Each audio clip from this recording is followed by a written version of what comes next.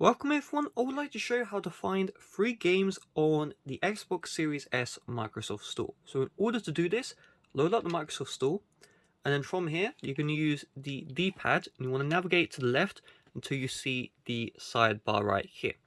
You're going to use the D-pad to navigate down to games, and then from games you're going to navigate to the left, right even once, and then go down until you see right here, top 3.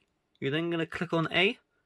Give it a couple of seconds to load, and it will load up all of the top 3 Xbox Series S games which are available. So you can see the Call of Duty Warzone, the Fortnite, Rocket League, Roblox, Sentry, Apex Legends. Well, PUBG is free now. I didn't even realize that. I think I need to download that after this video. I thought that was paid.